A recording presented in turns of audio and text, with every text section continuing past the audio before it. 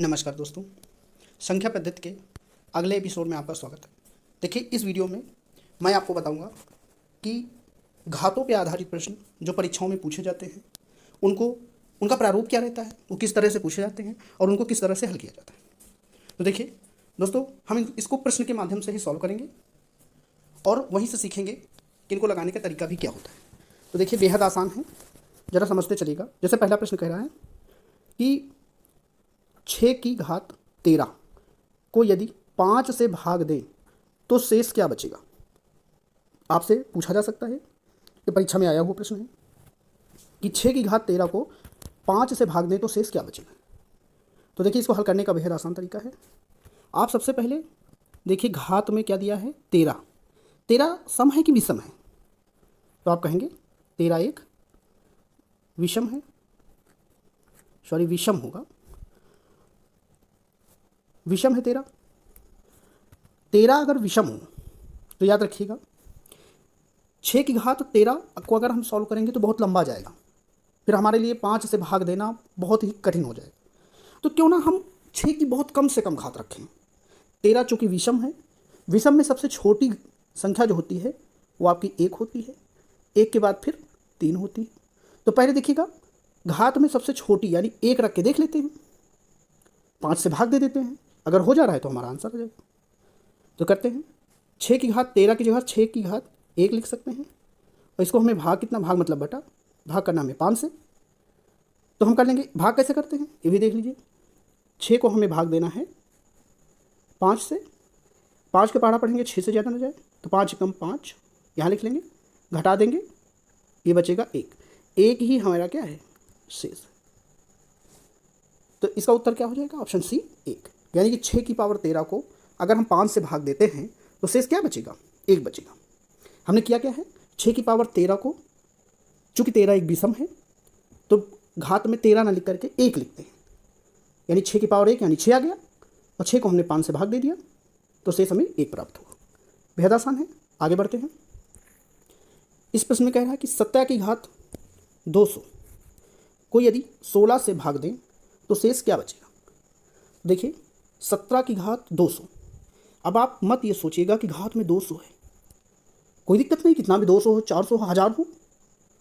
हम क्या करते हैं, यानी दिया हमको गया है कि 17 की घात 200 को 16 से भाग देने पे हमें शेष बताना है।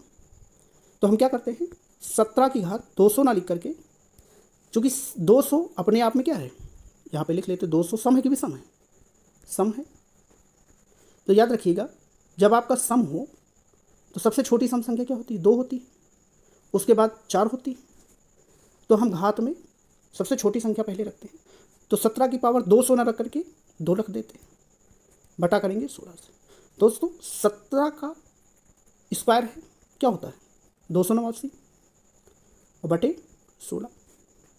तो देखिए, 289 बटे 16 को आप चाहे तो बाहर भाग करके देख लीजिए कैसे करेंगे, हम दिखाते हैं आपको। तो 289 को भाग करना 16 से, 16 एक कम 16, घटाएंगे तो आ जाएगा 12, फिर उतारेंगे हम 9 बचेगा। तो 16 का पहाड़ा पढ़ेंगे, 129 से ज़्यादा न जाए, तो 16 8 128, तो 128 लिखेंगे, घटाएंगे तो शेष बचेगा 1। तो हमारा सही उत्तर होगा 1 शेष बचेगा। चलिए अगले प्रश्न पे देखते हैं। दिया है 25 को 26 से भाग दे तो शेष क्या बचेगा। तो देखिए, बेहद आसान है, चूँकि घात में 25 दिया है, 25 अपने आप में क्या है, ये विषम है, विषम है, और विषम होता है तो हम पहली विषम संख्या 1 होती है, 1 रख के देखेंगे, अगर छोटा हो रहा है तो 3 रख के देखेंगे। तो 25 ना लिख करके 1 रखेंगे, भाग करना है 26 से, चूँकि 25 छोटी है तो इसलिए 1 ना रखेंगे, बल्कि अब रखेंगे हम 3। तो 25 की पावर 3 रखेंगे, भाग करेंगे हम 26 से, तो 25 की पावर 3 कितना होता है, 15 625। इसको हमें भाग करना है 26 से। तो बेहद आसान है, हम जानते हैं 26 ना होके इसको मान लेते हैं लगभग 25 है, और 25 का पहाड़ा पढ़ेंगे कि 150 से ज़्यादा ना जाए। तो हम जानते हैं 25 छक्का 150 होता है, तो 26 छक्का होगा 156, तो 0 बचेगा, 156 से 156 जाएगा, क्योंकि 25 है, 26 से छोटा, जीरो बढ़ाएंगे, 25 उतार लेंगे, फिर 26 का पहाड़ा पड़ेंगे, 25 से ज़्यादा हो जाए, 26 शून्य शून्य, तो शेष पर कितना बचेगा 25। तो हम कह सकते हैं शेष पर कितना बचेगा 25।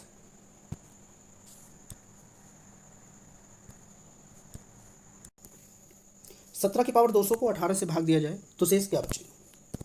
देखिए 17 की पावर 200 है, तो 17 की पावर चूँकि 200 क्या है अपने आप में सम है, और सम में हमें पता है सबसे छोटा क्या होता है, तो 2, 2 के बाद फिर होता है 4, तो पावर 200 ना लिख करके क्या लिखेंगे पावर 2। 17 की पावर 2 मतलब 17 का स्क्वायर कितना होता है 289, इसको हमें भाग करना 18 से, तो 18 लिख लेंगे। चलिए करते हैं इसको, 18 को इधर 289 करके देख लेते हैं। 18 एक कम 18 बचेगा आपका 10, फिर 9 उतार लेंगे, फिर 18 छक्के 108, तो बचेगा कितना एक बचा, यही हमारा क्या होगा शेष। सही उत्तर होगा ऑप्शन सी। आगे देखते हैं।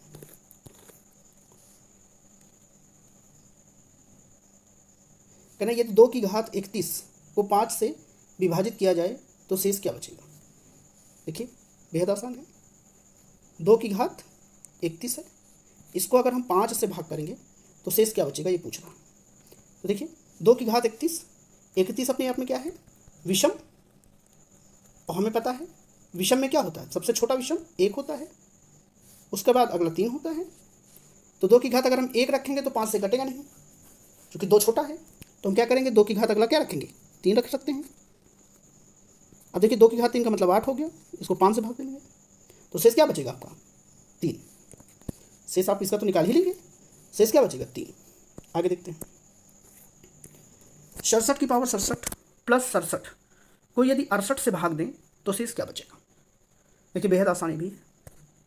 अब देखिए 67 की पावर 67 दिया है, 67 का मतलब क्या है विषम संख्या है, तो विषम संख्या में क्या होता है 1 रखते हैं पावर में या तो फिर 3 रखते हैं।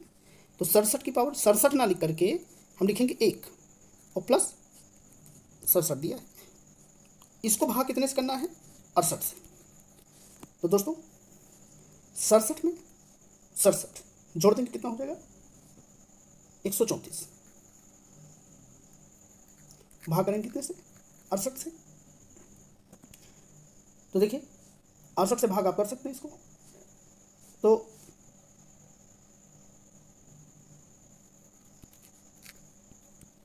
68 से 134 भाग करेंगे तो कितनी बार जाएगा। देखिए लगभग 70 के 68 जो है 70 के आसपास है, और 70 का अगर हम दुगुना करते हैं तो 140 आता है, लेकिन ये संख्या चूँकि 102 बार करेंगे तो ज़्यादा हो जाएगी, तो इसलिए हम क्या करते हैं एक ही बार करते हैं। तो 68 एक कम 68 रखेंगे, एक बार गया, अब घटा लेंगे, 14 से 8 गया 6 बचेगा, 12 से 6 जाएगा 6 बचेगा। तो दोस्तों शेष कितना बचेगा 66। तो ये भी बेहद आसान रहा। तो चलिए आगे बढ़ते हैं। दिया है 45 की पावर 47 प्लस 2 को यदि 44 से भाग दे तो शेषफल क्या बचेगा। 45 की पावर 47 है। अब देखिए तरीका हमारा वही रहेगा, 47 आपका एक विषम संख्या है, तो 45 की घात में विषम क्या होता है पहला छोटा 1 होता है, वो रख के देख लेंगे, और प्लस 2 दिया है, को भाग करना है 44। चूँकि ये 47 क्या है अपने आप में ये विषम है, और विषम में हम क्या करते हैं या तो 1 रखते हैं या तो 3 रखते हैं। 1 रख के देखते हैं तो 45 की पावर 1, अब इसको सॉल्व करेंगे तो 47 बटे 44, 44 को 44 से कम 44 बचेगा कितना 3, तो हमारा 3 शेष हो जाएगा, शेष तो निकाल ही लेंगे। चलिए आगे देखते हैं। 27 की पावर 28 माइनस 1 हो जाती है, 26 से भाग दे तो शेष क्या बचेगा। देखिए 27 की पावर 28, फिर वही तरीका, चूँकि पावर में आपका 28 क्या है सम है, हमें पता सम के लिए क्या होता है तो 2 रखते हैं या तो 4 रखते हैं।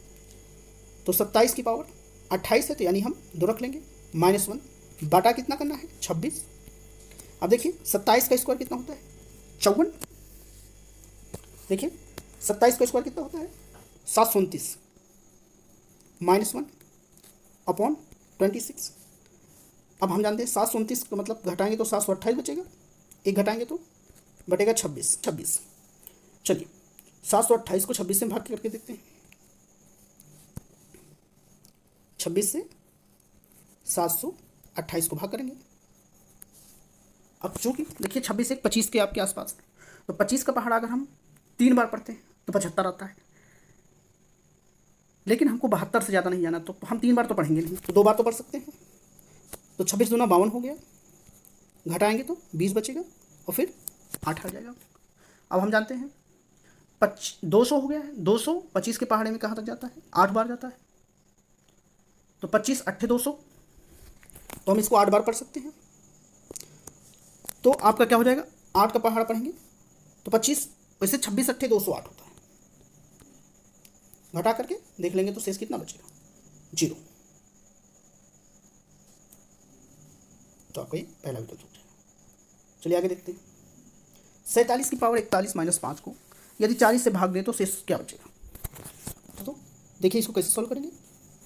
47 की पावर 41 से, चूँकि 41 अपने आप में क्या है, विषम है। विषम है तो या तो पावर में हम 1 रखें या फिर 3 रखें। तो 47 की पावर 1 रखते हैं माइनस 5, और हमें भाग करना है कितने से, 40 से। 47 से 5 जाएगा, कितना बचेगा, 42 बटा करेंगे 40। अब दोस्तों 42 को अगर हम 40 से भाग करते हैं तो शेष कितना बचेगा, 40 से कम 40 बचेगा 2, तो शेष हमारा 2 हो जाएगा। चलिए अगले प्रश्न की ओर चलते हैं। 4 की पावर 41 प्लस 2 किस संख्या से पूर्णतः विभाजित होगी। 4 की घात 41 दिया है, किस संख्या से पूर्णतः विभाजित होगी ये हमसे पूछ रहा है। चलिए देखिए देखते हैं। चूँकि 41 आपका विषम है तो इसके लिए पावर में या तो 1 रखेंगे या फिर 3। तो 4 की घात 1 रख के देखते हैं, तो प्लस 2 दिया गया है, तो कितना हो जाएगा, 6। अब हम जानते हैं 6 संख्या किसी से भी विभाजित नहीं होगी। फिर क्या करेंगे, पावर 3 रख के देखते हैं। तो 4 की पावर 3 प्लस 2, 4 की पावर 3 का मतलब कितना हो गया, 64, और प्लस 2 यानी कि 66। अब 66 देखते हैं किससे विभाजित होगा, क्या 12 से 66 कट जाएगा, अगर 12 रखेंगे तो नहीं कटेगा। क्या 66 11 से कटेगा, तो 11 से रख के देखते हैं, हाँ कट जाएगा। तो हमारा उत्तर क्या होगा आपका, 11। आगे देखते हैं। देखिए दिया गया है 4 की घात में 41 प्लस 4 की घात 42 प्लस 4 की घात 43 प्लस 4 की घात 44 किस संख्या से पूर्णतः विभाजित होगी। तो देखिए अगर इसको हम सॉल्व करते रहेंगे तो सारा दिन सॉल्व ही करते रहेंगे। तो तरीका देखिए हम आसानी से करते हैं। कैसे सॉल्व करेंगे इसको, चूँकि हमें दिख रहा है 4 की घात 41 सब में कॉमन है, तो 4 की घात 41 हम कॉमन ले लेंगे। तो यहाँ से जाएगा पहले से तो 1 बचेगा, दूसरे में 4 की घात 1 बचेगा, फिर तीसरे में 4 की घात 2 बचेगा, फिर 4 की घात 3 बचेगा आपका। अब देखिए इसका मतलब क्या हो गया, 4 1 5 हो गया, और 4 का स्क्वायर कितना होता है 16, तो 16 5 21 हो गया, और 4 का क्यूब कितना होता है 64। 64 में अगर हम 21 जोड़ेंगे यानी इसका मान 21 हो गया इतने का, और ये आपका है 64। 64 में अगर 21 में जोड़ेंगे तो हो जाएगा आपका 85। इधर 85 है और इधर दिया है 4 की पावर 41। अब कह रहा है ये किससे पूरी कट जाएगा।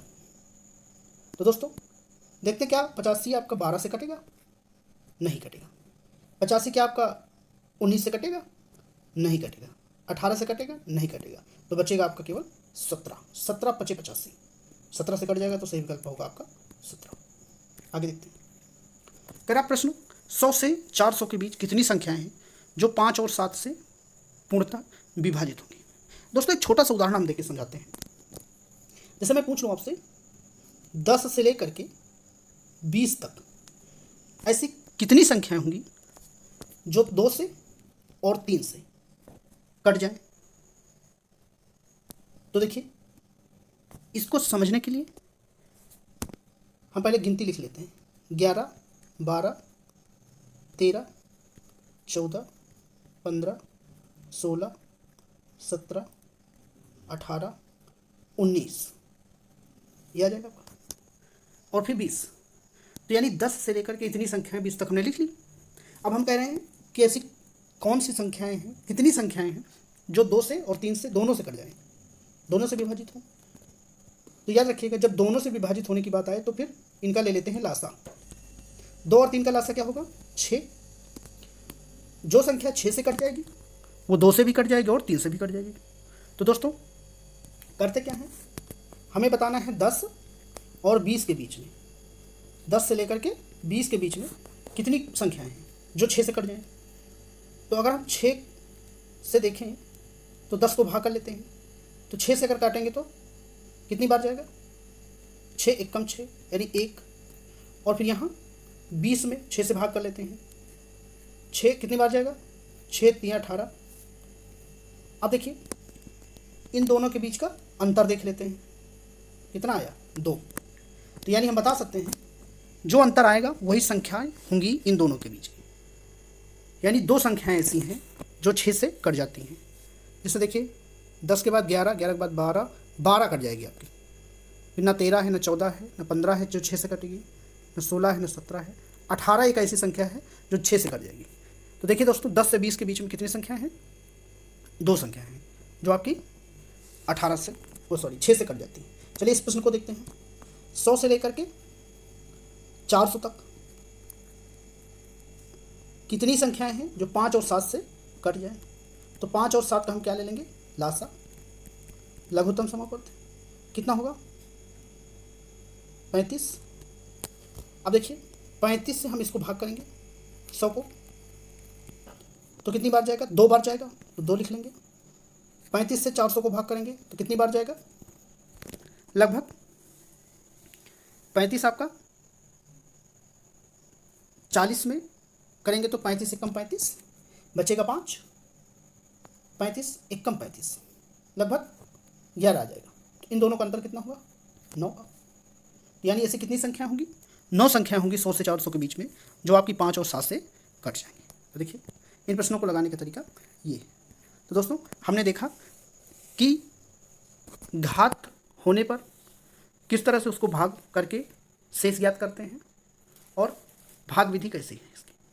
तो चलिए आज के इस वीडियो में इतना ही, मिलते हैं अगले वीडियो में। तब तक के लिए नमस्कार, जय हिंद।